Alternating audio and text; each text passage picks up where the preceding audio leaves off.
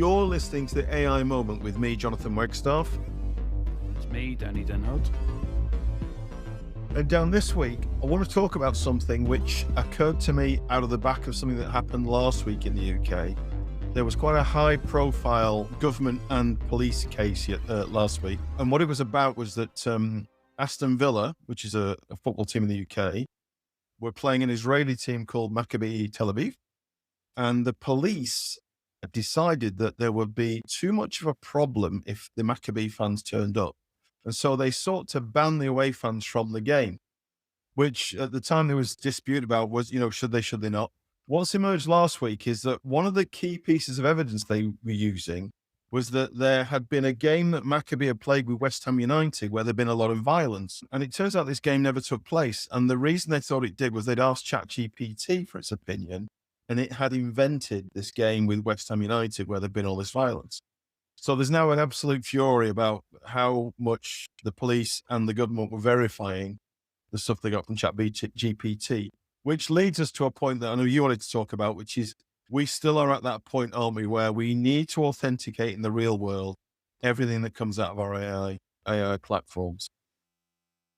Yeah, that's an amazing use case and case study for when you're going to be doing a lot of analysis and running analysis. Hallucinations do still come into it. The way that I've been considering it and the way that I'm talking to different businesses at the moment is often the more that we use artificial intelligence, the more that we're going to require human intelligence connected to it too.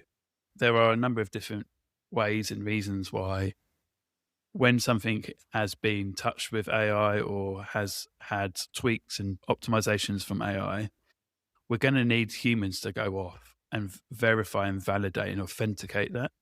So I know the Airbnb CEO and founder, Brian Chesky, he basically made a brilliant point recently where he said a lot of AI is going to actually require resource, process, and trust.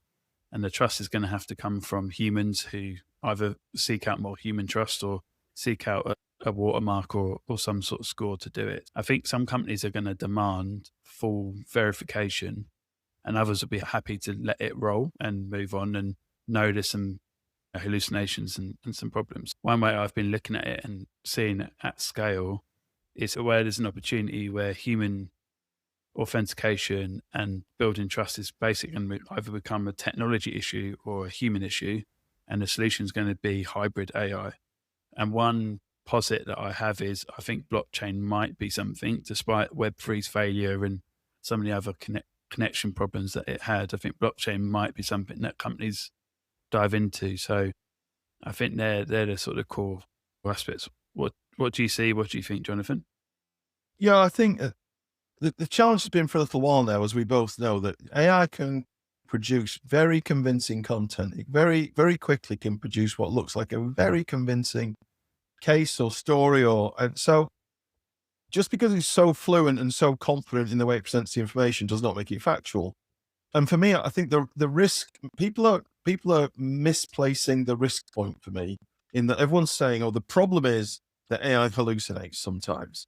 Well, yeah, that is part of the problem, but the problem is humans trust it blindly. The problem is not that the AI sometimes makes mistakes. It's that we trust what it tells us without checking as much as we should do sometimes. Not all of us, but some of us just take the AI and run with it, as we talked about with the case with Aston Villa and police.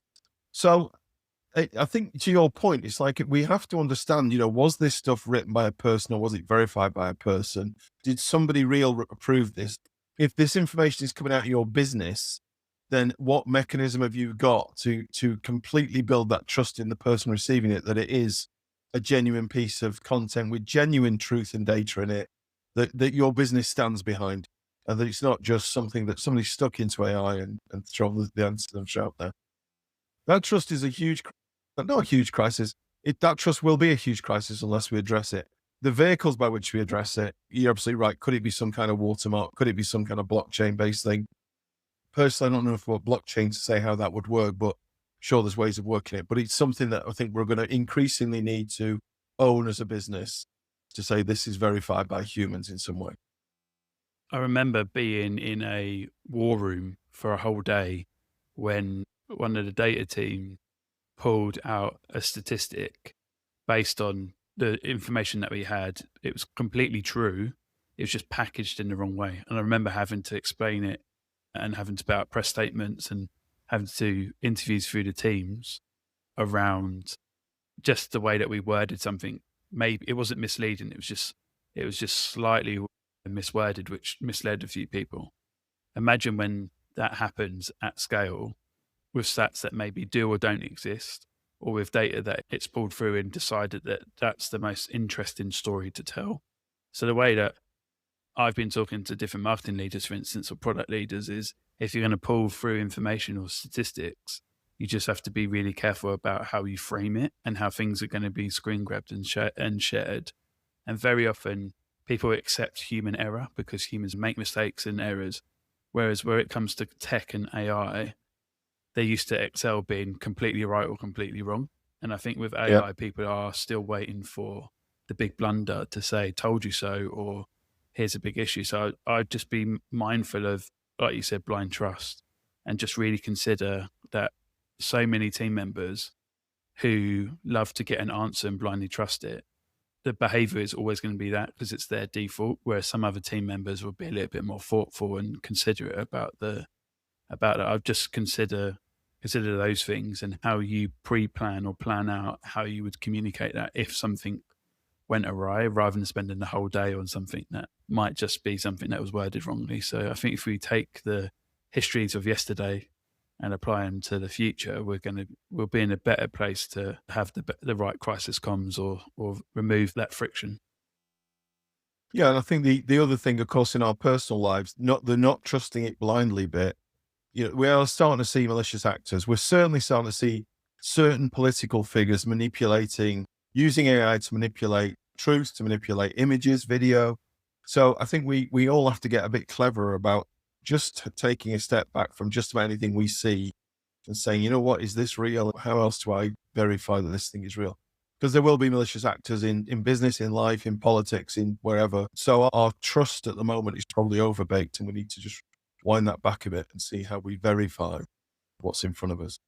I also think what that will do to business as well is that things like human verification, human judgment, human accountability will all matter more, not less, as we go forward. And so therefore, if you extend that logically, you almost get to the point where in an AI world, truth is a competitive advantage. If you can have that where it is really clear that your information is all authentic and true, that's a real, in a world where there's lots of AI slop, that's an actual, makes you stand out as a beacon. So what we've got to do when we look at leaders, if we're advising leaders, it's like design the systems in your business where the AI supports the reality. It doesn't replace it with something else. Is the one line piece of advice I would be offering to business leaders right now around this subject.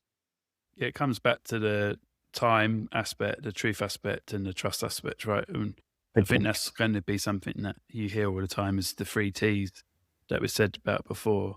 I leave people with an interesting story or use case that some people have been leveraging AI is when they've been doing an order on the food delivery apps, Just Eat, Uber Eats or Deliveroo. They've been taking pictures of the food and asking AI to change it so it looks uncooked or undercooked to get full refunds. So if people are already manipulating in that use case, imagine what they're going to be doing on, clothing and things like that. So if your business is in any of those areas, that's one area you can already apply the authentication and the trust, time and truth factor of it. Keep an eye out for that. Well, good to see you, my friend, and I will see you next time. Thanks for listening today, everyone. If you liked what you heard, please give us a rating and review in any of the podcast players. We have a supporting newsletter, which is aimoment.co.uk, that comes out on Mondays and Fridays with every pod, and we dive a little bit deeper. So please subscribe there. Have a great week, and we'll see you soon.